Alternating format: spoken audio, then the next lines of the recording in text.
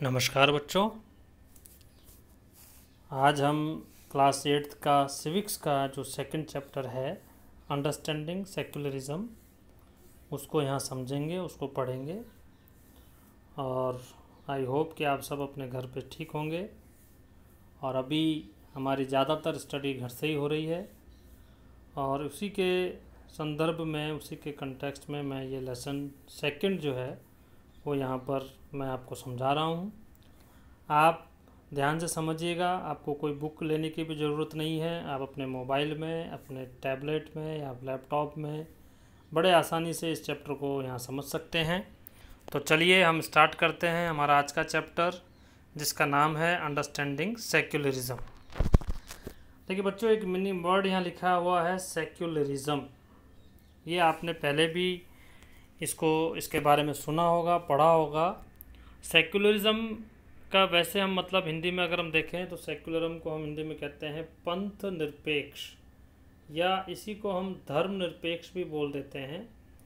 ये सेक्युलर का मतलब होता है हिंदी में हम यहाँ इसलिए बता रहे हैं ताकि ये ज़्यादा थोड़ा सा ठीक समझ में आ जाए कि पंथ को हम पंथ की जगह धर्म भी लिख सकते हैं। तो ये हमारा मतलब हो गया धर्म निरपेक्ष। जो सेक्युलरिज्म का जो मतलब हुआ वो हुआ धर्म निरपेक्ष। अब धर्म निरपेक्ष का अर्थ जो है या सेक्युलरिज्म जो है उसका मीनिंग सिंपल सा जो है, वर्ड मीनिंग अगर हम देखें तो इसका मतलब ये है कि सभी धर्मों को अगर किसी देश में बराबर का दर्जा दिया जाता है, सारे रिलीजन्स को एक जैसा समझा जाता है, उन रिलीजन्स को मानने वाले लोगों को एक जैसा माना जाता है, तो उसको हम कहते हैं सेक्युलरिज्म।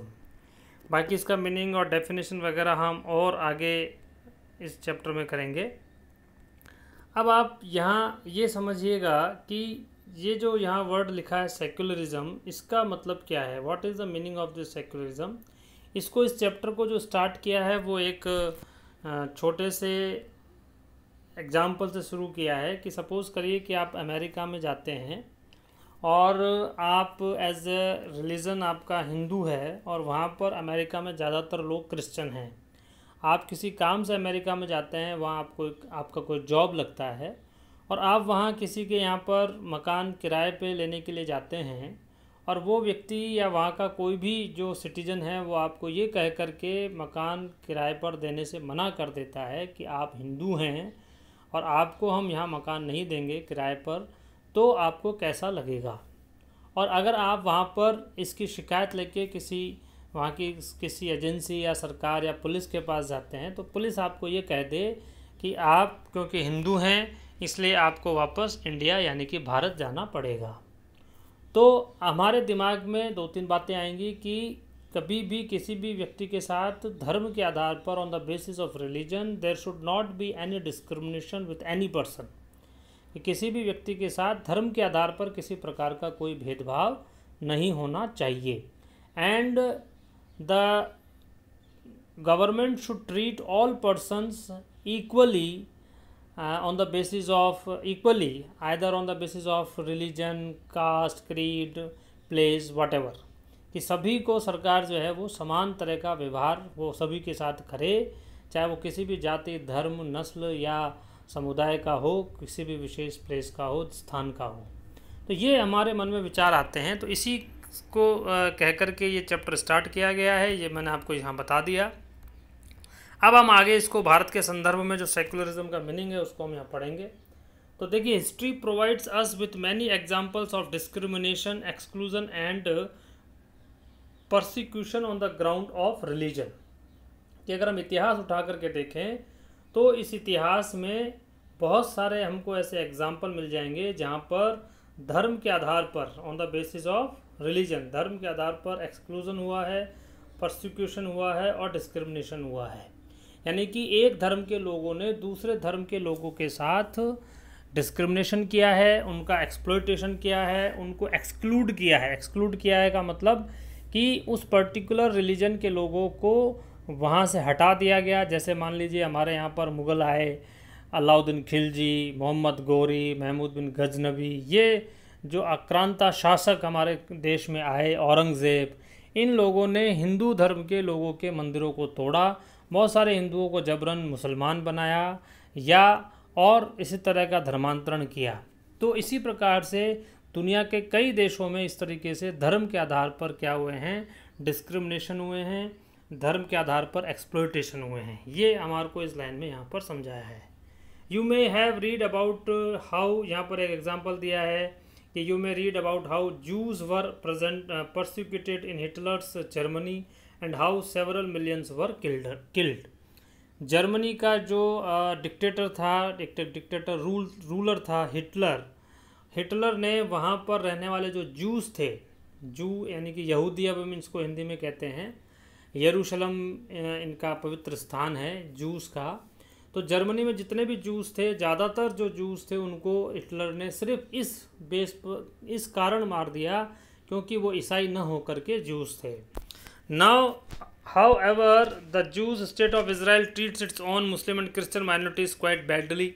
फिर इसमें यहाँ पर लिखा है कि जिस तरह का ट्रीटमेंट जूस के साथ हिटलर ने किया, वैसा ही व्यवहार और उसके जैसा ही व्यवहार जो है, उस तरह का बिहेवियर इजराइल अपने यहाँ पर मुस्लिम्स और क्रिश्चियन के साथ करता है। In Saudi Arabia non Muslims are not allowed to build a temple. इसी तरह से आप देख सकते हैं, you can see that in Saudi Arab country non Muslims are not allowed to build a temple, church etcetera, and nor can they gather in a public place of prayers. कि वो अपना मंदिर या चर्च नहीं बना सकते हैं और ना ही वो अपने किसी रिलीजियस एस्पेक्ट में किसी एक जगह प्लेस पर एक साथ वो इकट्ठे हो सकते हैं। In all of the above example member of one religious community either persecute और discriminate against members of other religious communities. यानी कि अगर हम यहाँ पर देखें कि in all these examples one religious जो कम्युनिटी है वो परसिक्यूट कर रही है, डिस्क्रिमिनेट कर रही है, एक्सप्लॉइट कर रही है अदर कम्युनिटी को on the basis of religion. These acts of discrimination take place more easily when one religion is given officially recognition by the state at the expense of other religions। और इस तरह का जो persecution है, इस तरह का जो exploitation है, ये और ज़्यादा मजबूत हो जाता है और ज़्यादा स्ट्रॉन्ग हो जाता है अगर कोई गवर्नमेंट अपने यहाँ पर किसी रिलीजन को ऑफिशियली डिक्लेयर कर देती है। इस चीज़ को समझिएगा बच्चों। देखिए, हमारे यहाँ पर किसी भी रिलीजन को, भारत में किसी भी रिलीजन को सरकार ने अपना या देश का धर्म घोषित नहीं किया है। No a single religion has been declared as the official religion of this country. But if you see the countries of like Pakistan, Afghanistan, Bangladesh, Saudi Arab, United Arab Emirates, in these countries they have declared that Islam is their official religion. इन देशों ने ये घोषित कर दिया कि इस्लाम उनका क्या होगा, उनके देश का धर्म होगा। और ऐसी कंडीशन में वहाँ पर जो दूसरे धर्म के लोग हैं, दूसरे धर्म के जो मानने वाले हैं, उनके साथ एक्सप्लॉयटेशन होने की जो पॉसिबिलिटी है वो बहुत ज़्यादा हो जाती है। Clearly no one would wish to be discriminated against because of their religion nor dominated by another religion. In India, can the state discriminate against citizens on the grounds of their religion? अब क्या हम ये discuss करते हैं कि क्या भारत में, क्या इंडिया में इस तरह का कोई पॉसिबिलिटी है, इस तरह की कोई संभावना है कि किसी व्यक्ति के साथ धर्म के आधार पर on the basis of religion किसी तरह का डिस्क्रिमिनेशन हो? यही हम आगे डिस्कस में करेंगे। अब हम बात करते हैं व्हाट इज़ सेक्युलरिज्म। अब हमारा जो नेक्स्ट जो टॉपिक है वो है what is secularism. In the previous chapter, you read about how the Indian Constitution contains fundamental rights that protect us against state power as well as against the tyranny of the majority. इससे पहले वाले chapter में हमने 6 fundamental rights के बारे में पढ़ा। And with the safeguard of these fundamental rights, nobody can discriminate among the citizens of the country. The Indian Constitution allows individuals the freedom to live by their religious beliefs. और यहाँ पर जो Indian constitution है, it allows individuals the freedom to live, यानी कि उनको अपने धर्म के साथ अपनी धार्मिक आस्था, रिलीजियस बिलीफ का मतलब हो गया कि आप जिस धर्म को मानते हैं उसके साथ, एंड प्रैक्टिसेस, और उसके अंदर जो भी प्रैक्टिसेस हैं, कस्टम्स हैं, रिचुअल्स हैं, उसको फॉलो करने की आपको आज़ादी है। As interpreted these in keeping with the idea of religious freedom for all, India also adopted a strategy of separating the power of religion and the power of the state. It means in our country we have separated the power of state and the power of religion. दोनों को हमने अलग कर दिया। अलग कर दिया means कि जो कंट्री की जो गवर्नमेंट है उसका अपना कोई रिलीजन नहीं होगा और न ही वो कोई रिलीजियस मैटर में इंटरफेयर करेगी। इसको हम और डिटेल में समझेंगे। तो देखिए बिल्कुल क्लियर कट लिखा हुआ है, हम यहाँ पर अंडरलाइन करते हैं कि secularism refers to the separation of religion from the state. ये इसका मीनिंग है। यहाँ पर आप देख सकते हो बच्चों कि secularism refers to this separation of religion from the state, यानी कि सेक्युलरिज्म का मतलब क्या हो गया कि जो रिलीजन है उसका स्टेट से हम क्या करते हैं, सेपरेशन करते हैं। सेपरेशन मीन्स कि स्टेट को रिलीजन से कोई ज़्यादा मतलब नहीं है, ना वो किसी के धार्मिक मामलों में रिलीजियस मैटर इंटरफेयर करेगा, ना ही कोई उसका अपना रिलीजन होगा, ना वो किसी रिलीजन को प्रमोट करेगा, ना ही वो किसी रिलीजन को सरप्रेस करेगा। ये यहाँ पर सेक्युलरिज्म का मीनिंग है। आगे देखिए, हाँ नेक्स्ट देखते हैं हम आगे अगला टॉपिक कि why it is important to separate religion from the state. यहाँ पर एक क्वेश्चन किया गया है कि स्टेट को रिलीजन से सेपरेट करने की ज़रूरत क्यों है। Why is it important to separate religion from the state. So now see why it is important, that as discussed above, the most important aspects of secularism is its separation of religion from state. Secularism का जो सबसे important aspect है वो है separation of religion from state power, कि धर्म को जो कंट्री की सरकार है या उसकी जो पावर है उससे क्या रखा गया है, अलग रखा गया है। This is important for a country to function democratically, और ये इसलिए ज़रूरी है ताकि कोई भी कंट्री डेमोक्रेटिकली क्या कर सके, फंक्शन कर सके, काम कर सके। Almost all of the countries in the world will have more than one religious group living in them. दुनिया के ज़्यादातर देशों में एक से ज़्यादा धर्म को मानने वाले लोग रहते हैं। तो अगर हम किसी एक धर्म को स्टेट का या कंट्री की या वहाँ की गवर्नमेंट का रिलीजन डिक्लेयर कर देते हैं तो बाकी रिलीजन्स को मानने वाले लोगों के साथ क्या होगा, डिस्क्रिमिनेशन होगा। इसलिए हमें जो है डेमोक्रेसी में सेक्युलरिज्म को अडॉप्ट करना पड़ेगा। Within these religious groups there will most likely to be one group that is in a majority, और इनमें क्या होगा कि कोई ना कोई एक ग्रुप होगा जो मेजॉरिटी में होगा। जैसे अगर हम अमेरिका की बात करें तो अमेरिका में बहुत सारे धर्म को मानने वाले लोग हैं, लेकिन मेजॉरिटी में कौन है, मेजॉरिटी में ईसाई हैं, क्रिश्चियंस हैं। In the same way we talk about the Pakistan, in Pakistan also there are some Hindus and other Christians and some other religious group, but in the majority there are the Muslims. In India that we have in majority Hindus. In this majority religious group has access to state power, then it could quite easily use this power and financial resources to discriminate against and persecute persons of other religion. अब क्योंकि एक धर्म के लोग, किसी एक particular religion के लोग मेजॉरिटी में है, तो जो गवर्नमेंट बनेगी वो उन्हीं के लोगों की बनेगी। फॉर एग्जांपल आप इंडिया में भी देख सकते हैं कि भारत की सरकार में ज़्यादातर जो रिप्रेजेंटेटिव हैं, चाहे वो एमपीज़ हैं, चाहे वो मिनिस्टर्स हैं, चाहे वो ऑफिसर्स हैं, वो एक धर्म को बिलोंग करने वाले हैं और वो है हिंदू धर्म।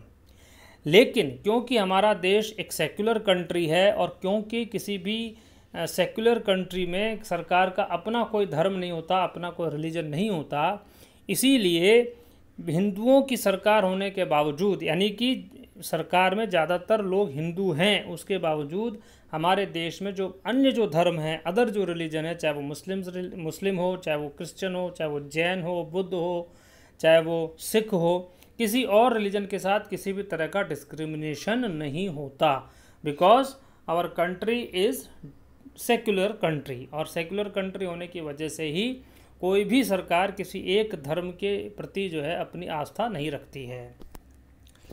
The tyranny of the majority could result in the discrimination, coercion and at time even the killing of religious minorities।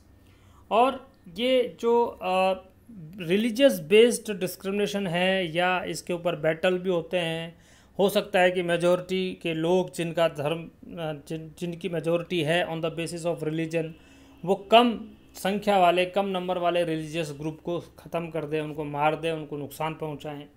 तो the majority could quite easily prevent minorities from practicing their religions. It may be possible कि that majority group में resist the other religious groups to follow their practices, कि दूसरे जो ज़्यादा संख्या वाले जो धर्म के लोग हैं वो कम संख्या वाले धर्म के लोगों को उनकी जो धार्मिक चीज़ें हैं उनको मानने से रोकें.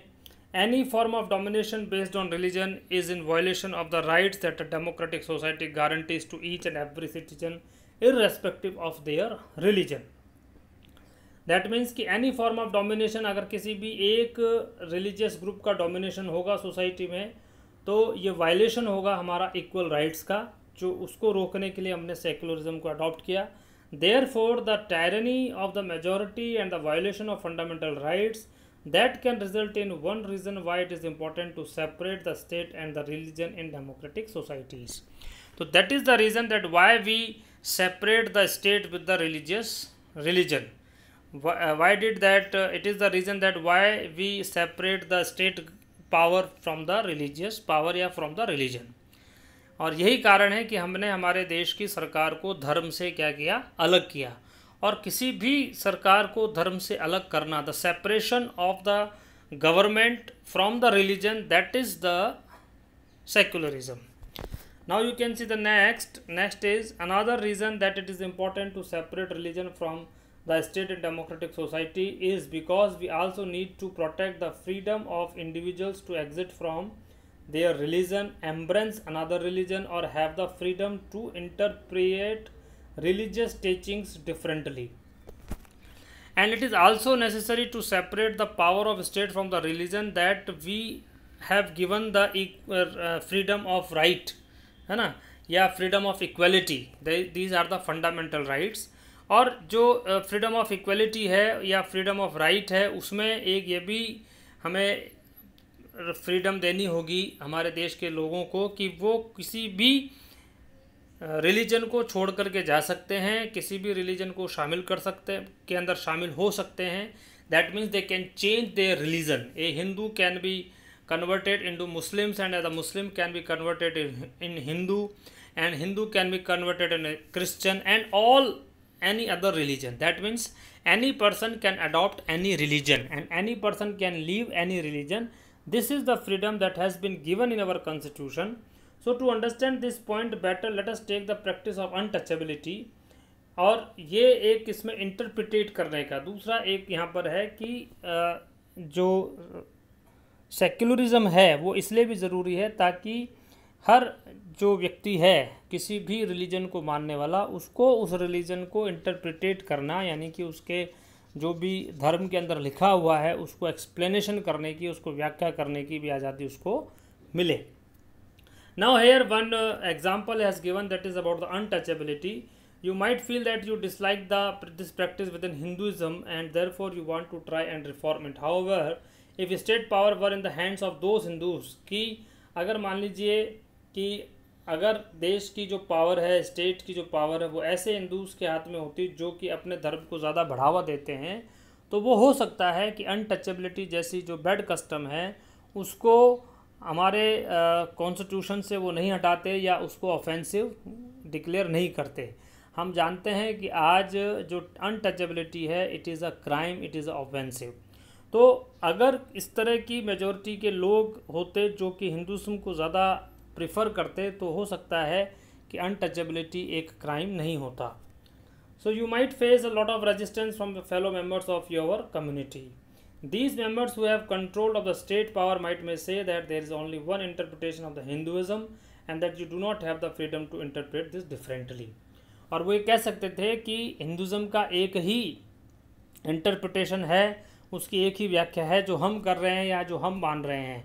You can not interpret the explanation of the Hindu religion. और हर व्यक्ति को उसकी इंटरप्रिटेशन करने का फ्रीडम नहीं होता. अगर वैसा होता तो कि किसी कुछ खास लोगों के अगर हम सेक्युलर कंट्री नहीं होते तो, लेकिन क्योंकि हम सेक्युलर कंट्री हैं, because our constitution has declared that India is a secular country, that's why every person has freedom to explain, interpret any religion which he follow. जो भी वो religion follow करता है उसका interpretation करने की उसको आज़ादी है. नेक्स्ट हम देखते हैं इसके अंदर, that is about the what is Indian secularism. अब Indian secularism is little bit different from other secularism. How it is different? That Indian constitution mandates that the Indian state be secular. According to the constitution, only a secular state can realize its objective to ensure the following.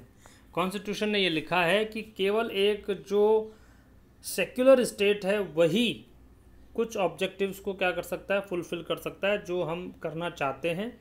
और वो objectives क्या है कि that one religious community does not dominate another religious community, की कोई एक religious community another communities को dominate ना करे।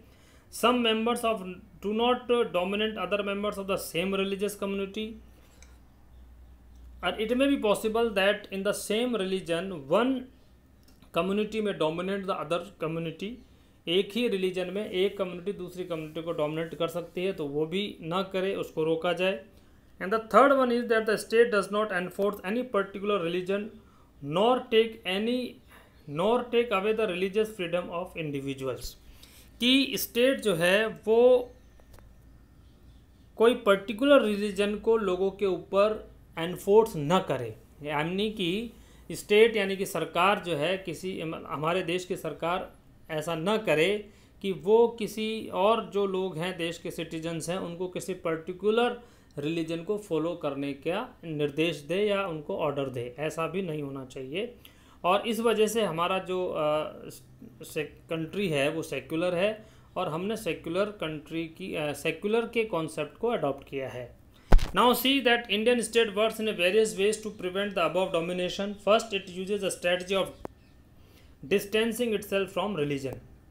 अब इस तरह के जो डोमिनेशन है उसको रोकने के लिए हमने क्या किया है? नंबर एक, पहला हमने ये किया है कि it uses a strategy of distancing itself from religion, कि स्टेट ने या गवर्नमेंट ने अपने आप को रिलीजन से अलग कर लिया है। The Indian state is not ruled by a religious group and nor does it support any one religion. किसी एक रिलीजन को सपोर्ट नहीं करता और न ही किसी एक ग्रुप के थ्रू हमारी कंट्री की सरकार चलती है।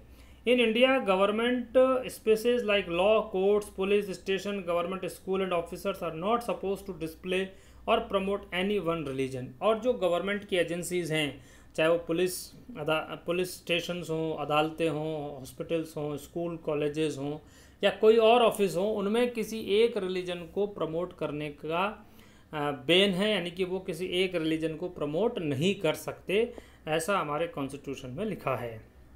और ये हमारे देश में होता भी है कि किसी भी गवर्नमेंट एजेंसी में किसी पर्टिकुलर रिलीजन को प्रमोट नहीं किया जाता, because our constitution has made separate the state from the religion. Next हम देख सकते हैं, ये एक आपके गवर्नमेंट हाई स्कूल का एग्जाम्पल है, इसको आप अपने बुक में पढ़ लीजिएगा। और इसमें ये लिखा है कि किसी भी गवर्नमेंट स्कूल में किसी पर्टिकुलर एक रिलीजन को सपोर्ट नहीं करेंगे, उसको प्रमोट नहीं करेंगे। अगर हम देखिए फॉर एग्जांपल कि अगर आपका स्कूल है तो स्कूल में हम केवल दिवाली ही नहीं बनाते, उसमें हम ईद को भी सेलिब्रेट करते हैं, उसमें हम जो क्रिसमस है उसको भी सेलिब्रेट करते हैं, तो सभी रिलीजन्स को हम सेलिब्रेट करते हैं। That means we do not prefer any one religion. ऐसा नहीं है कि हिंदुओं का देश है या हिंदू आबादी ज़्यादा है हमारे देश की तो हम अपने स्कूलों में हिंदू रिलीजन्स को ही ज़्यादा इम्पोर्टेंस देते हैं, ऐसा इसमें नहीं होता। इन द अबव ये इसके बारे में लिखा हुआ है जो आप पढ़ लीजिएगा। तो ये यहाँ पर वही चीज़ लिखी है कि government school can not promote any one religion, government school can not promote any one religion either in their morning prayers और through religious celebration. This rule does not apply to private school. लेकिन private स्कूलों पर ये rule apply नहीं होता, वो अपना किसी एक रिलीजन को प्रमोट कर सकते हैं, वो हम आगे देखेंगे। The second way in which Indian secularism works to prevent the above domination is through a strategy of non interference. दूसरा जो एक तो हमने सेपरेट कर दिया कि हम किसी एक रिलीजन को प्रमोट नहीं करेंगे। सेकंड थिंग ये है कि गवर्नमेंट जो है किसी भी रिलीजियस मैटर में इंटरफेरेंस नहीं करती है। This mean that in order to respect the sentiments of all religion and non interfere with religious practice, the state make certain exceptions for particular religious communities. ज़्यादातर matter में, in most of the matters, in most of the religious matters, government do not interfere in religious matters. धार्मिक मामलों के मामले में सरकार उन मामलों के अंदर हस्तक्षेप नहीं करती है। यानी कि अगर हमारे किसी एक पर्टिकुलर धर्म का जो भी रिचुअल है, जो भी रीति रिवाज है, जो भी कस्टम है, उसको जो लोग फॉलो करते हैं, चाहे वो सही हो या गलत हो, गवर्नमेंट उसके अंदर इंटरफियर नहीं करती है। लेकिन अगर इस तरह के जो प्रैक्टिसेस हैं या जो रिचुअल्स हैं, if they are against the society, if they are against the interest of the mass people, कि यानी कि ज़्यादातर लोगों के हित में अगर वो रिचुअल नहीं हो, वो रीति रिवाज नहीं हो, तो सरकार उसको बैन कर सकती है। You can see the example of untouchability. अभी आपने उसका एग्जाम्पल देखा कि बहुत पहले, सालों पहले जो है हमारे धर्म में, हिंदू धर्म में अनटचेबिलिटी का एक कॉन्सेप्ट था। लोग अनटचेबिलिटी को फॉलो करते थे, लेकिन क्योंकि इससे और लोगों के राइट्स का वायलेशन होता है, उनको डिस्क्रिमिनेट किया जाता है, उनका एक्सप्लॉयटेशन किया जाता था in the name of untouchability, इसलिए गवर्नमेंट ने इसको एक ऑफेंस घोषित कर दिया, एक क्राइम घोषित कर दिया। इसी तरीके से आप जानते हैं सती कस्टम थी, एक सती प्रथा थी, जिसमें कि अगर कोई स्त्री का पति मर जाता था तो उसको जिंदा चिता पे उसके पति के साथ जला दिया जाता था। It was a bad ritual of the Hindu religion. Hindu धर्म की एक बहुत ही कुरीति थी, ये एक बड़ी कुरीति थी, जिसको राजा राम मोहन राय के समय में ही इसको बैन कर दिया गया। तो इसी तरीके से अगर कुछ और रिचुअल्स निकल के आते हैं जो कि सोसाइटी के अगेंस्ट में है, तो गवर्नमेंट उनको बैन कर सकती है। हेयर यू कैन नॉट से, आप ये नहीं कह सकते कि government can not interfere in the matter of religion, that's why these rituals में बी कंटिन्यू। कि सरकार हस्तक्षेप तो कर नहीं सकती, इंटरफेयर तो कर नहीं सकती, तो इस तरह के जो भी बैड कस्टम है वो चलेंगे। देखिए जैसे बाल विवाह है, चाइल्ड मैरिज है, इसको हमने बैन किया है। डाउरी सिस्टम है, दहेज प्रथा है, इसको बैन किया गया है। अनटचेबिलिटी, इसको बैन किया गया है। तो हिंदू धर्म के अंदर तो जो बहुत सारी कई बुराइयां थी, उनको सरकार ने बैन कर ही दिया है। रिसेंटली आप देख सकते हैं कि इस्लाम के अंदर, मुस्लिम धर्म के अंदर जो 3 तलाक की बैड कस्टम थी, उसको भी सरकार ने बैन किया है। तो ये एक गवर्नमेंट के पास राइट है कि वो रिलीजियस मैटर में भी इंटरफेयर कर सकती है, अगर उससे सोसाइटी के ज़्यादातर लोगों को नुकसान होता है, और या किसी के जो राइट्स हैं वो पूरे नहीं होते, या राइट्स को छीना जाता है। तो ये हम यहाँ पर बात कर रहे हैं। इसके बाद ये एक्सेप्शंस है जिसमें हम इंटरफेयर कर सकते हैं। अनटचेबिलिटी का एग्जांपल आपको दे दिया। यहाँ एक स्टोरी दे रखी है कि एक सिख है, उसको हेलमेट लगाने के लिए नहीं कहा जा सकता, क्योंकि उनके जो धर्म है, सिखों का जो धर्म है, उसमें उनको पगड़ी बांधनी होती है और पगड़ी पर हेलमेट नहीं लगाया जा सकता, तो उसको हेलमेट लगाने से छूट मिल जाएगी। In the same way, you see that in the third way in which Indian Constitution works to prevent the domination, तीसरा तरीका क्या है डोमिनेशन को रोकने का? listed earlier through a strategy of intervention. You read earlier in this chapter about untouchability. This is a good example where members, यह भी हमने आपको एग्जाम्पल बताया है कि where members of the same religion upper caste dominant other members some lower caste, कि एक ही धर्म के अंदर जो अपर कास्ट के लोग हैं वो डोमिनेट कर सकते हैं लोअर कास्ट के लोगों को। In order to prevent this religion-based exclusion and discrimination, the lower caste, the Indian Constitution bans untouchability. In this instance, the state in intervening in religion in order to end a social practice that it believes discriminate and excludes and that violate the fundamental rights of lower caste. कि यहाँ पर lower caste के लोगों का fundamental right violate हो रहा है, इसलिए गवर्नमेंट ने अनटचेबिलिटी को क्या कर दिया? बैन कर दिया। Similarly to ensure that laws relating to equal inheritance rights are respected, the state may have to intervene in the religion based personal laws of the communities.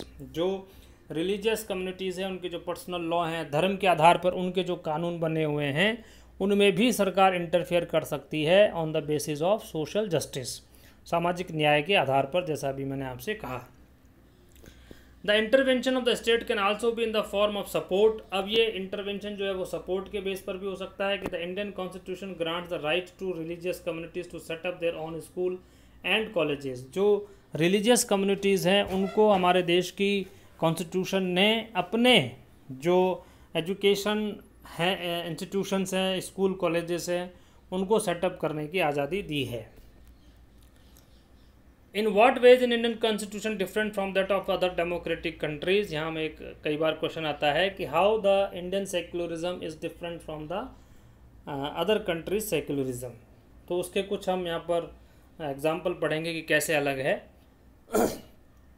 Some of the above objectives are similar to those that have been included in the constitution of secular democratic countries in other parts of the world. For example, the First Amendment of the US Constitution prohibits the legislature from making laws respecting to establishment of religion. America के अंदर जो संविधान वहाँ का जो constitution है, उस constitution में वहाँ जो सबसे पहला अमेंडमेंट हुआ वो हुआ कि गवर्नमेंट किसी के रिलीजियस मैटर में इंटरफियर नहीं कर सकती है। What is meant by the word establishment is that the legislature cannot declare any religion as the official religion. दूसरा कि गवर्नमेंट किसी भी रिलीजन को ऑफिशियल रिलीजन डिक्लेयर नहीं कर सकती। Not can they give preference to one religion, ना ही वो किसी एक रिलीजन को प्रेफरेंस देंगे, उसको वरीयता देंगे, यानी कि उसके बारे में ज़्यादा बात करेंगे। और in the USA the separation between the state and religion means the neither the state nor religion can interfere in the affairs of one another, कि ना तो स्टेट रिलीजन के मैटर में इंटरफेयर करता है और ना ही रिलीजन स्टेट के या गवर्नमेंट के मैटर में इंटरफेयर करता है। There is one significant way in which Indian secularism differ from the dominant understanding of secularism as practice in the United States of America. लेकिन हमारे यहाँ का जो सेक्युलरिज्म है वो अमेरिका से थोड़ा सा डिफरेंट है। और वो क्या डिफरेंट है कि this is because unlike the strict separation between religion and the state in America, in Indian secularism the state can intervene in religious affair. यानी कि देखिए एक मेन जो डिफरेंस ये रहा कि अमेरिका के सेक्युलरिज्म के कॉन्सेप्ट में वहाँ की गवर्नमेंट किसी भी हालत में रिलीजियस मैटर्स में इंटरफेयर नहीं करेगी। लेकिन इंडिया में गवर्नमेंट जो है वो कभी कभी sometimes if government feels that there is a violation of the social equality and the justice, then government can intervene in the religious matters of the people. कि भारत में धार्मिक जो मामले हैं उनमें भी सरकार इंटरफियर कर सकती है, जबकि अमेरिका में वो नहीं कर सकती। इस मामले में हमारा सेक्युलरिज्म दुनिया के और कई देशों के सेक्युलरिज्म से अलग है। You have real about how the Indian constitution intervene in Hindu religious practices in order to abolish untouchability का एग्जाम्पल हम अभी कई बार देख चुके हैं और इसके बारे में अब और ज़्यादा बात करने की ज़रूरत नहीं है। This means that any interference in religion by the state has to be based on the ideal laid out in the constitution. These ideals serve as the standard through which we can judge whether the state is or is not behaving according to secular principles. लेकिन whenever government interfere in the matter of religion, then it should be based on the constitution. Now the Indian state is secular and works in various ways to prevent religious domination. The Indian constitution guarantees fundamental rights that are based on those secular principles. However, this is not to say that there is no violation of these rights in Indian society.